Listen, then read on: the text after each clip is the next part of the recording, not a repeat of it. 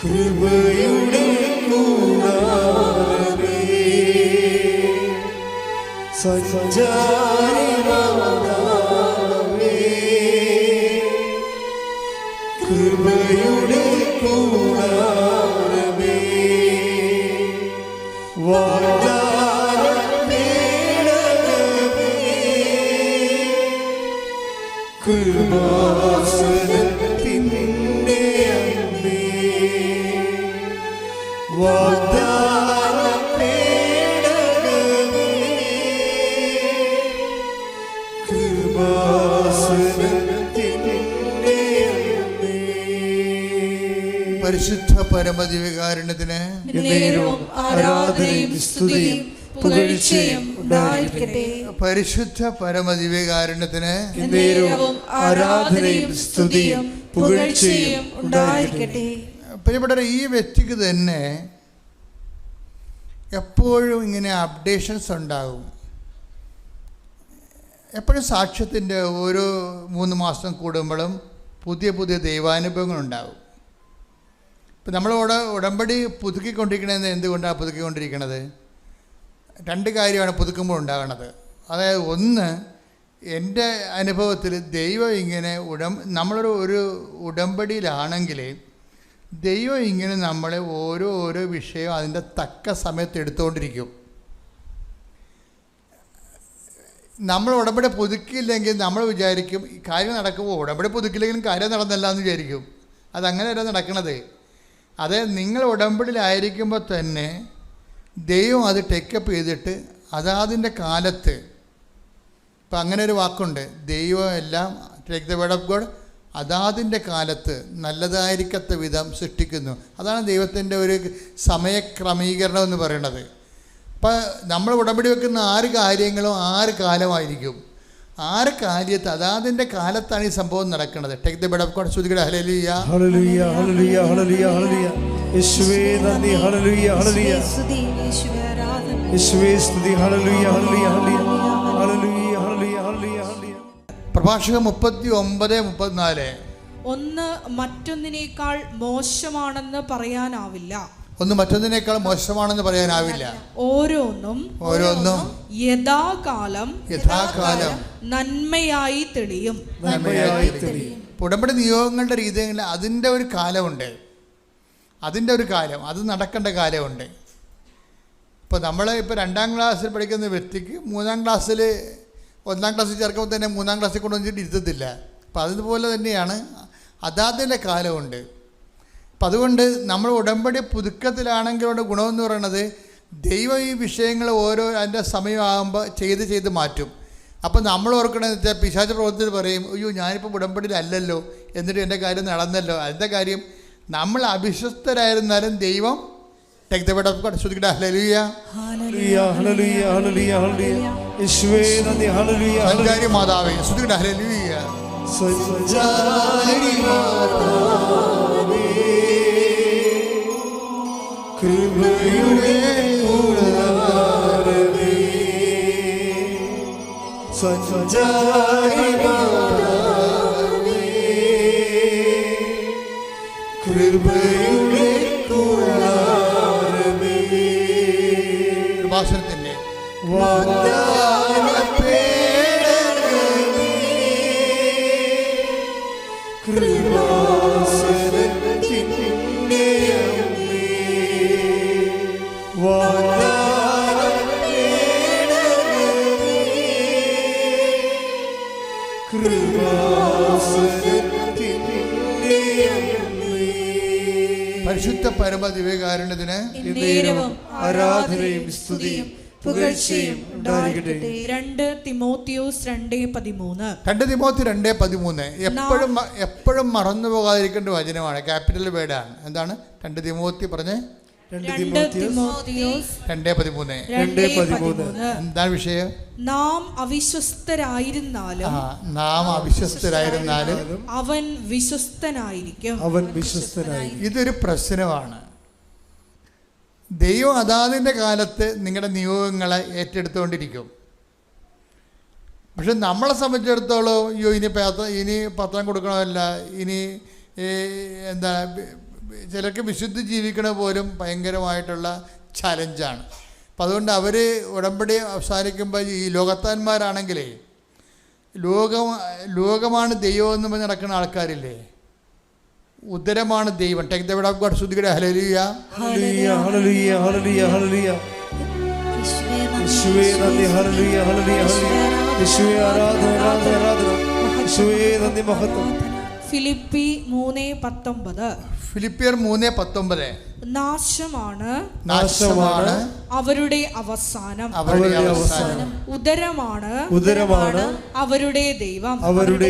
ലജ്ജാകരമായതിൽ അവർ അഭിമാനം കൊള്ളുന്നു. അപ്പൊ അതായത് ചിലർക്ക് ഉദരമാണ് ദൈവം. അതുകൊണ്ട് എന്താ പറയും, എങ്ങനെ അപ്പോൾ ഉടമ്പടി ഇല്ലെങ്കിൽ പിന്നെ ഉപവസിക്കേണ്ട കാര്യമില്ല ബുധനാഴ്ച. അപ്പോൾ ഉപവാസത്തിന് രക്ഷപ്പെടാൻ വേണ്ടി ഉടമ്പടി അവസാനിപ്പിക്കുന്നവരുണ്ട്. അവർക്കൊരു ആശ്വാസമാണ് ഉടമ്പടി തീരുമ്പോൾ. അതിൻ്റെ കാര്യം അവർ ലോകത്താന്മാരായതുകൊണ്ടാണ്. ലോകത്താന്മാരാന്ന് പറയുമ്പോൾ നമ്മൾ ഇതിൻ്റെ ലോകത്താൻ റേഞ്ച് എന്ന് പറഞ്ഞാൽ ആദ്യത്തെ ഒരു കാലമാണ്. അത് കഴിഞ്ഞാൽ പിന്നെ ആത്മീയത ഉള്ളവർക്ക് മാത്രമേ ഉടമ്പടി മുന്നോട്ട് പോകാൻ പറ്റത്തുള്ളൂ.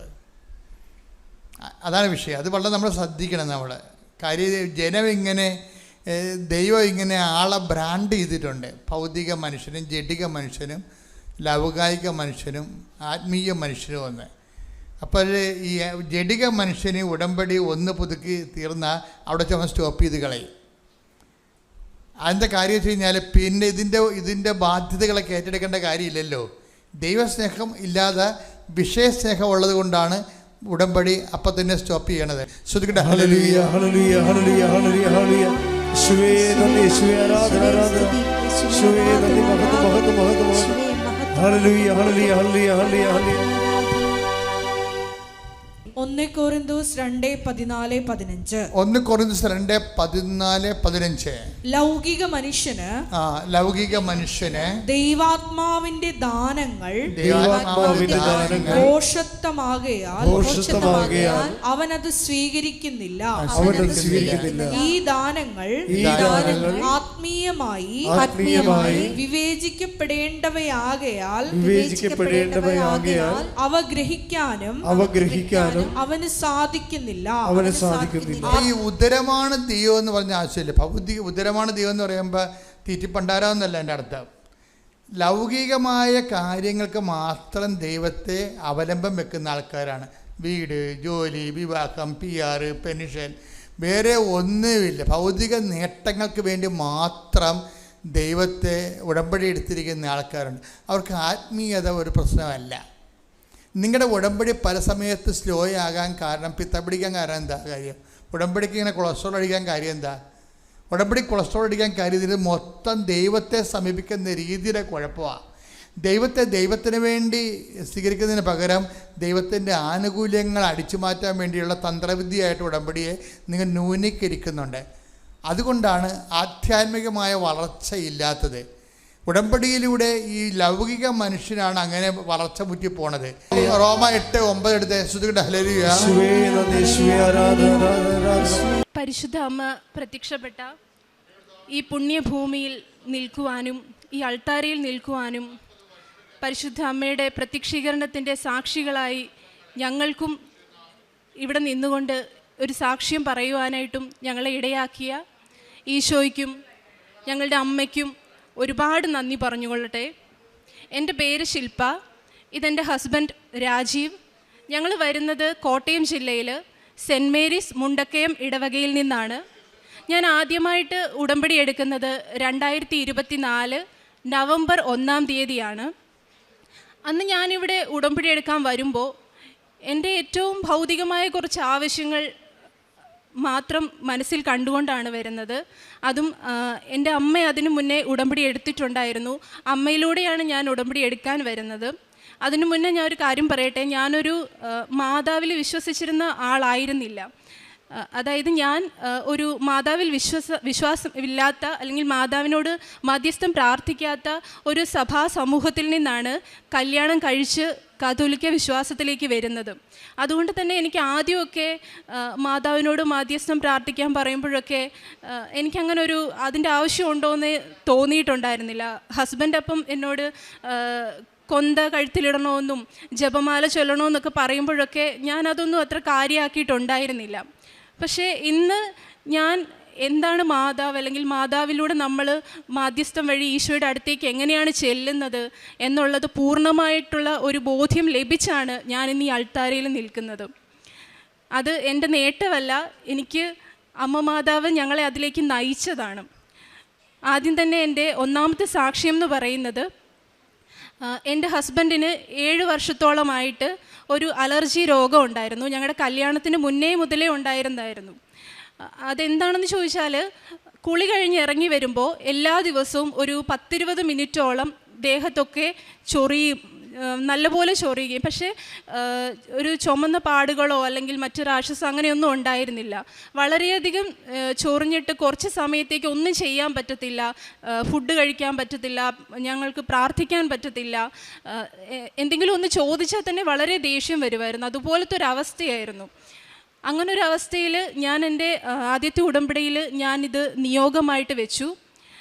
ഞാൻ ഉടമ്പടി എടുത്ത് വീട്ടിൽ ചെന്നതിന് ശേഷം എല്ലാ ദിവസവും പിന്നീട് പ്രാർത്ഥിക്കുമ്പോൾ ഉടമ്പടി തൈലം ഉപയോഗിച്ച് വിശ്വാസപ്രമാണം ചൊല്ലി പ്രാർത്ഥിച്ച് ഹസ്ബൻഡിൻ്റെ ശരീരത്തിൽ പുരട്ടുകയും കുളിക്കുന്ന വെള്ളത്തിൽ ഉടമ്പടി ഉപ്പ് ഉപയോഗിച്ച് പ്രാർത്ഥിച്ച് ഉപയോഗിക്കുകയും ചെയ്യുമായിരുന്നു. അങ്ങനെ കുറച്ച് നാൾ മുന്നോട്ട് പോയി. പിന്നീട് ഞങ്ങളുടെ ചില ജീവിത പ്രശ്നങ്ങളിൽ ഞങ്ങൾക്ക് അത് മറന്നുപോയി ഈ ഒരു കാര്യം. പിന്നെ കുറേ നാൾ കഴിഞ്ഞതിന് ശേഷം ഞാൻ പിന്നെ ഹസ്ബൻഡിനോട് ചോദിച്ചു, ഇങ്ങനൊരു പ്രശ്നം ഉണ്ടായിരുന്നല്ലോ, അതിപ്പോൾ ഉണ്ടോ എന്ന് ചോദിച്ചപ്പോഴാണ് ഞങ്ങൾ രണ്ടുപേരും മനസ്സിലാക്കുന്നത് ആ ഒരു കാര്യം പൂർണ്ണമായിട്ട് ശരീരത്തിൽ നിന്ന് മാറി എന്നുള്ളത്.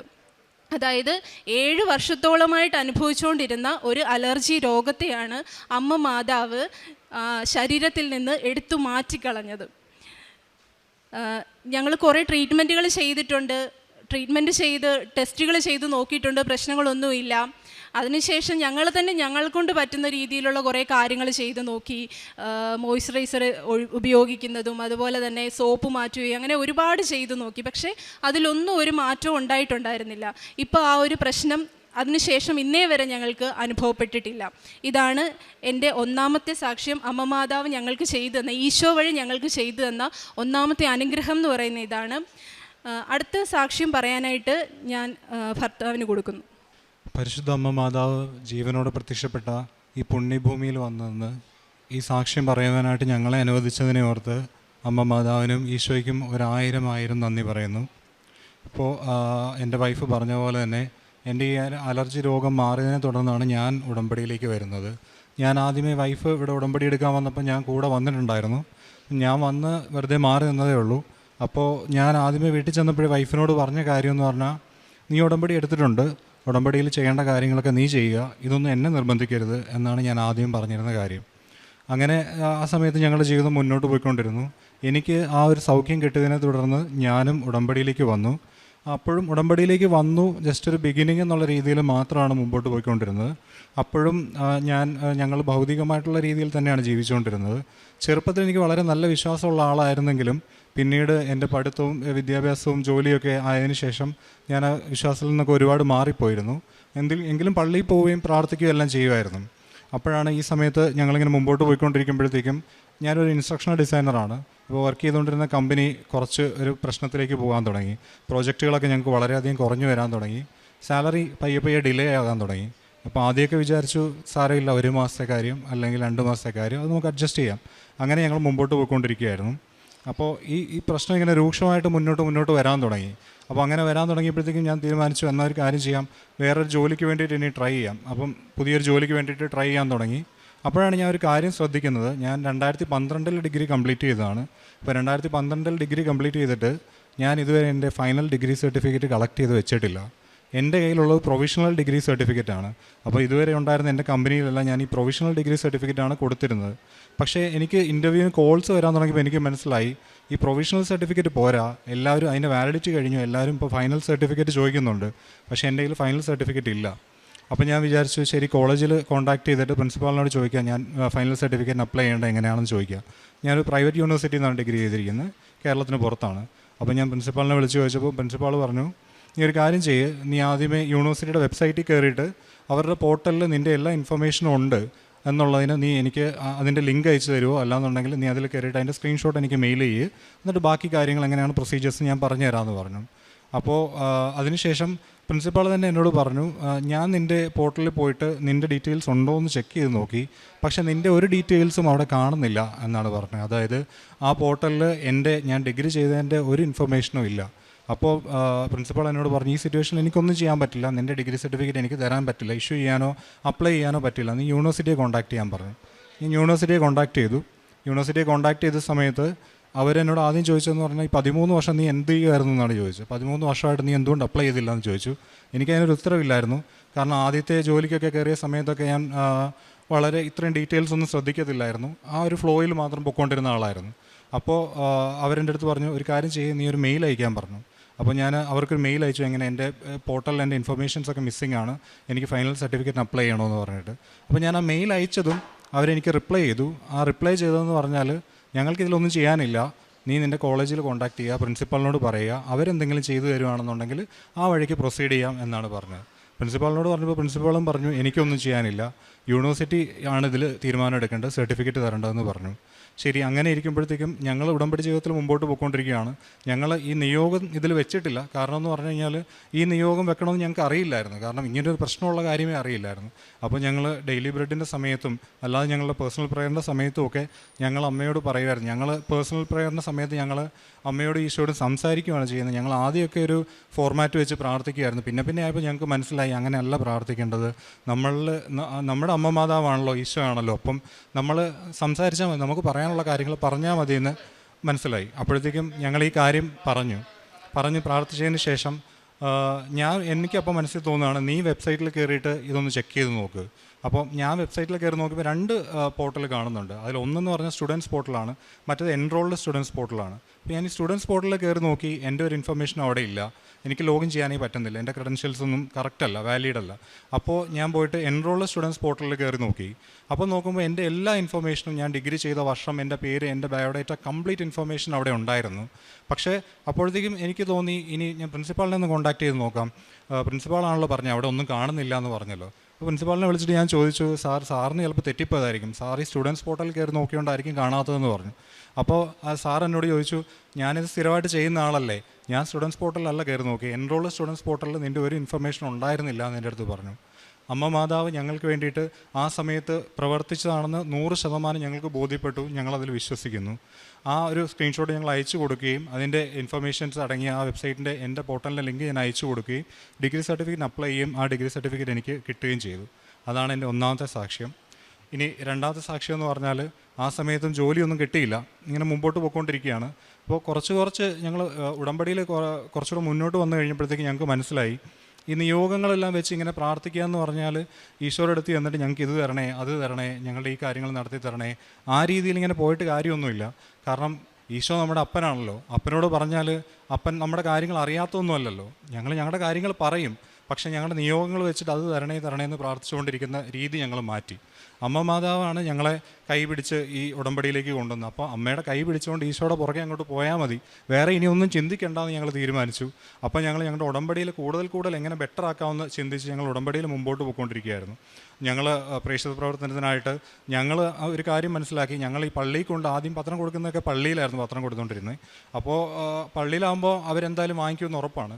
അപ്പോൾ പള്ളിയിൽ ഇങ്ങനെ പത്രം കൊടുക്കുന്നതിൽ വലിയ കാര്യമൊന്നുമില്ല, ആർക്ക് വേണമെങ്കിലും ചെയ്യാൻ പറ്റുന്ന കാര്യമാണെന്ന് മനസ്സിലായി. അപ്പോൾ ഞങ്ങൾ പുറത്തേക്ക് ഇറങ്ങാൻ തീരുമാനിച്ചു, ഞങ്ങൾ ടൗണുകളിലേക്ക് ഇറങ്ങാൻ തീരുമാനിച്ചു. ആദ്യം ഞങ്ങളുടെ ടൗണിൽ തന്നെ കൊടുത്തു. പിന്നെ ഞങ്ങൾക്ക് മനസ്സിലായി, ഈ കൊടുത്തെടുത്ത് തന്നെ പിന്നെയും കൊടുത്തുകൊണ്ടിരിക്കാതെ അടുത്തടുത്ത സ്ഥലങ്ങളിലേക്ക് പോകണം.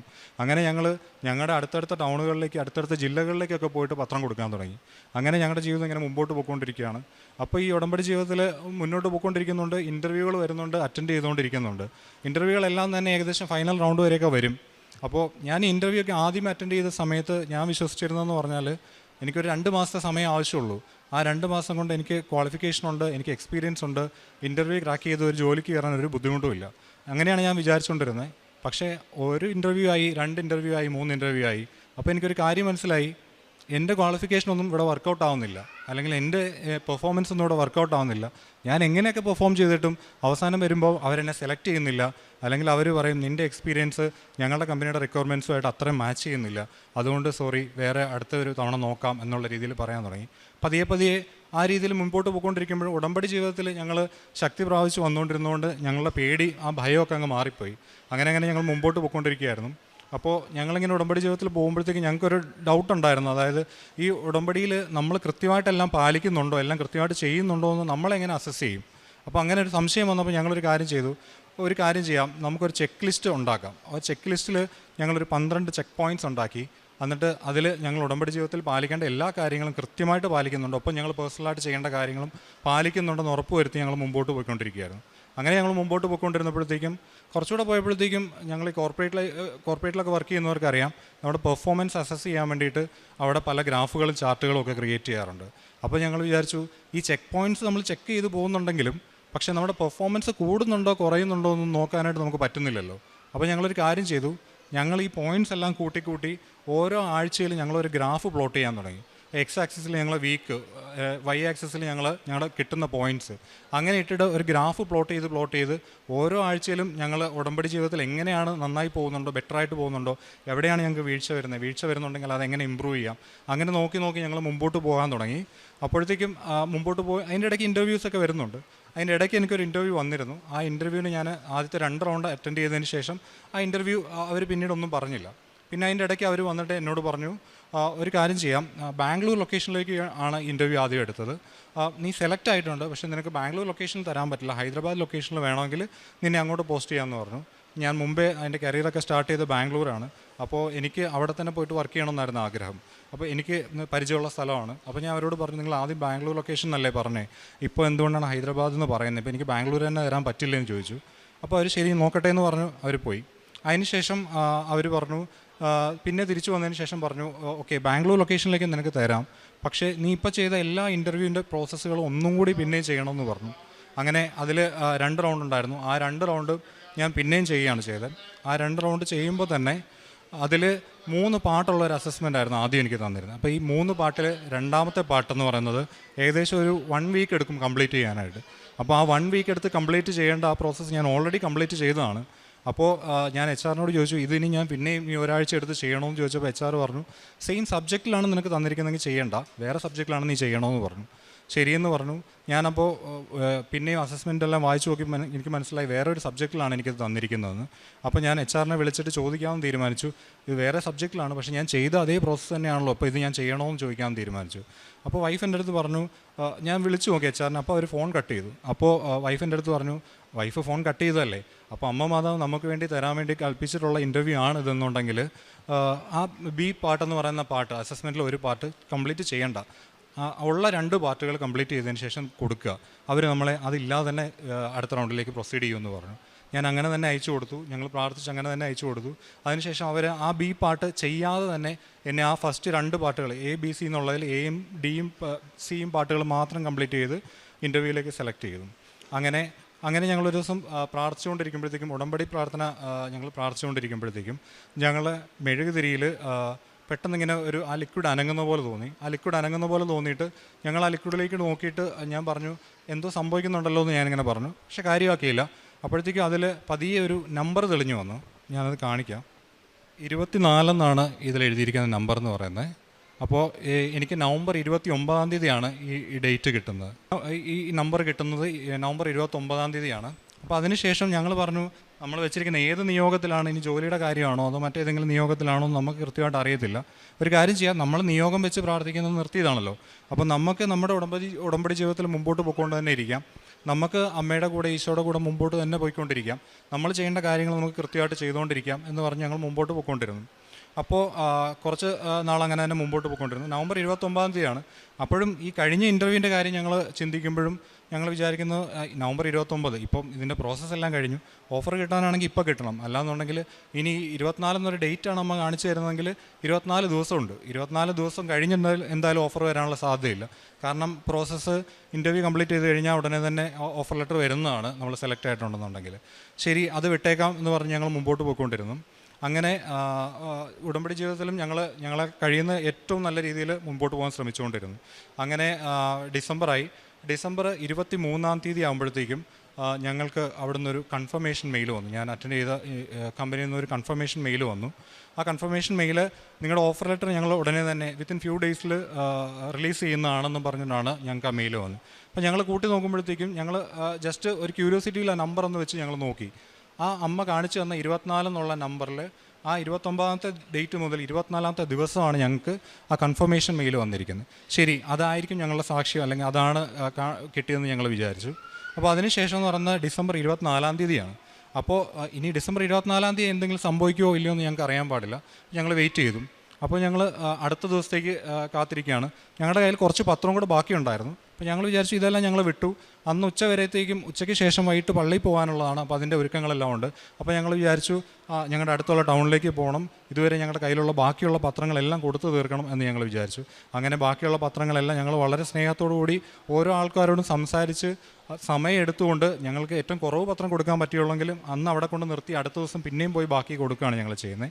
അന്നത്തെ ദിവസം ഞങ്ങൾ പത്രങ്ങളെല്ലാം കൊടുത്തു തീർത്ത് തിരിച്ചു വന്നു. അന്ന് 6 മണിയായി, ഒന്നും സംഭവിക്കുന്നില്ല. 9 to 6 ആണ് വർക്കിംഗ് അവേഴ്സ്. അപ്പോൾ അത് കഴിഞ്ഞിട്ട് ഒന്നും സംഭവിക്കുമെന്ന് ഞങ്ങൾ പ്രതീക്ഷിക്കുന്നില്ല. ശരി, പള്ളിയിൽ പോകാം, ബാക്കിയുള്ള കാര്യങ്ങൾ ചെയ്യാം എന്ന് പറഞ്ഞ് ഒരുങ്ങി. 7 മണിയായപ്പോഴത്തേക്കും എനിക്കൊരു മെയിൽ വന്നു. ഞാൻ ജസ്റ്റ് മെയിൽ എടുത്ത് നോക്കിയപ്പോൾ അതെൻ്റെ ഓഫർ ലെറ്റർ ആയിരുന്നു.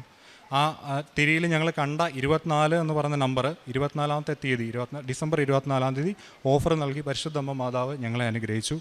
അതായിരുന്നു ഞങ്ങളുടെ ജീവിതത്തിൽ ഏറ്റവും സന്തോഷം ഉണ്ടായിരുന്നൊരു ക്രിസ്മസ്. കാരണം കഴിഞ്ഞ ഒരു വർഷമായിട്ട് ഞങ്ങൾ സാലറി ഒന്നും കിട്ടാതെ, ഞങ്ങൾക്ക് കുറേ സാലറികൾ ഡിലേ ആയിക്കൊണ്ടേ ഇരിക്കുകയാണ്. വല്ലപ്പോഴും ഒരു സാലറി കിട്ടും എന്നല്ലാതെ കൃത്യമായി സാലറി വരുന്നില്ല. വളരെ കഷ്ടപ്പാടിലായിരുന്നു. എത്ര ഇൻ്റർവ്യൂകൾ അറ്റൻഡ് ചെയ്താലും ക്ലിയർ ആവുന്നില്ലാത്തൊരവസ്ഥയിലായിരുന്നു. പക്ഷെ അപ്പോഴും ഉടമ്പടി ജീവിതത്തിലായിരുന്നെങ്കിലും ഉടമ്പടി ജീവിതത്തിൻ്റെ അർത്ഥം എന്താണെന്ന് മനസ്സിലാക്കി ഞങ്ങളതിൽ മുമ്പോട്ട് പോകാൻ ശ്രമിച്ചിരുന്നില്ല. പക്ഷേ ഉടമ്പടി ജീവിതത്തിൻ്റെ അർത്ഥം മനസ്സിലാക്കി മുമ്പോട്ട് പോകാൻ ശ്രമിച്ചപ്പോഴത്തേക്കും ഞങ്ങൾക്ക് പരിശുദ്ധ അമ്മ മാതാവ് ഈശോയുടെ അടുത്തുനിന്ന് വാങ്ങി തന്ന അനുഗ്രഹങ്ങളാണിത്. ഇതാണ് ഞങ്ങളുടെ സാക്ഷ്യങ്ങൾ. ഞങ്ങളുടെ പ്രേക്ഷിത പ്രവർത്തനം ഞങ്ങൾ എല്ലാ മാസവും വന്ന് കൃത്യമായിട്ട് കൃപാസനം പത്രം വാങ്ങിക്കൊണ്ട് ഞങ്ങളാൽ കഴിയുന്ന എല്ലാ സ്ഥലങ്ങളിലും, ഞങ്ങൾ അടുത്തുള്ള ടൗണുകളിൽ, വേറെ പുതിയ ടൗണുകളിൽ, അടുത്തുള്ള ജില്ലകളിൽ എല്ലാം പോയി, അതിപ്പോൾ മഴയാണെങ്കിലും വെയിലാണെങ്കിലും എന്താണെങ്കിലും ഞങ്ങളത് കാര്യമാക്കാറില്ല. അങ്ങനെ പോയി പത്രം കൊടുക്കുമായിരുന്നു. പത്രം കൊടുക്കുന്ന ഓരോരുത്തരോടും ഞങ്ങൾ പറഞ്ഞ് പ്രാർത്ഥിച്ചു കൊടുക്കും. ചിലർ അവരുടെ വിഷമങ്ങളൊക്കെ നമ്മളോട് സംസാരിക്കും. അവരുടെ വിഷമങ്ങളൊക്കെ പറയുമ്പോൾ ഞങ്ങൾ ഉടമ്പടിയെക്കുറിച്ചും പരിശുദ്ധ അമ്മ മാതാവിനെക്കുറിച്ചും ഈശോയെക്കുറിച്ചും ഒക്കെ അവരോട് എക്സ്പ്ലെയിൻ ചെയ്ത് കൊടുക്കും. അങ്ങനെയാണ് ഞങ്ങൾ പത്രം കൊടുത്തുകൊണ്ടിരുന്നത്. അതുപോലെ ഞങ്ങളുടെ കാരുണ്യപ്രവർത്തികളെന്ന് പറഞ്ഞാൽ ഞങ്ങളുടെ അടുത്തുള്ള ആരുമില്ലാത്ത വൃദ്ധരായിട്ടുള്ള ആളുകൾ താമസിക്കുന്ന സ്ഥലം, സ്നേഹാലയങ്ങൾ, അങ്ങനെയുള്ള സ്ഥലങ്ങളിൽ പോയിട്ട് അവരുടെ അടുത്ത് സംസാരിക്കുകയും അവരോടുകൂടെ സമയം സ്പെൻഡ് ചെയ്യുകയും അവർക്ക് ഈശോയെക്കുറിച്ച് പറഞ്ഞു കൊടുക്കുകയും ഒക്കെ ചെയ്യുന്നതാണ് ഞങ്ങൾ ചെയ്തുകൊണ്ടിരുന്നത്. അതുപോലെ ആഹാരം കഴിക്കാനില്ലാതെ തെരുവുകളിലൊക്കെ ഇരിക്കുന്ന ആളുകളുടെ അടുത്ത് പോയിട്ട് അവരോട് വളരെ സ്നേഹത്തോടുകൂടി സംസാരിച്ച് അവർക്ക് ഭക്ഷണം കൊടുക്കുകയും ഇതൊക്കെയാണ് ഞങ്ങൾ ചെയ്തുകൊണ്ടിരുന്നത്. ഇതിലെല്ലാത്തിനും ഉപരിയായിട്ട് എനിക്ക് പറയാനുള്ളതെന്ന് പറഞ്ഞാൽ ഉടമ്പടി ജീവിതത്തിൽ ഞങ്ങൾക്ക് കിട്ടിയ ഈ അനുഗ്രഹങ്ങളെയല്ല ഞങ്ങളിപ്പോൾ വാല്യൂ ചെയ്യുന്നതെന്ന് പറഞ്ഞാൽ, ഞങ്ങൾക്ക് ഈ ഉടമ്പടി ജീവിതത്തിൽ നിന്ന് കിട്ടിയ നിധി എന്ന് പറയുന്നത് ഈശോയെ തന്നെയാണ്, പരിശുദ്ധമ്മ മാതാവിനെ തന്നെയാണ്. അപ്പോൾ ഇനിയുള്ള ഞങ്ങളുടെ അങ്ങോട്ടുള്ള ജീവിതത്തിൽ പരിശുദ്ധമ്മയുടെ കൈ പിടിച്ചുകൊണ്ട് ഈ ഉടമ്പടി ജീവിതത്തിൽ ഈശോയുടെ പുറകെ തന്നെ പോകും എന്നാണ് ഞങ്ങൾ ഉറച്ചു വിശ്വസിക്കുന്നതും തീരുമാനം എടുത്തിരിക്കുന്നതും. ഈ അൾത്താരയിൽ വന്ന് ഇനിയും സാക്ഷ്യം പറയാൻ ഞങ്ങൾ തീർച്ചയായിട്ടും വരും എന്നുള്ള ഉറപ്പോടുകൂടി തന്നെയാണ് ഞങ്ങൾ പോകുന്നത്. ഇതാണ് ഞങ്ങളുടെ സാക്ഷ്യം.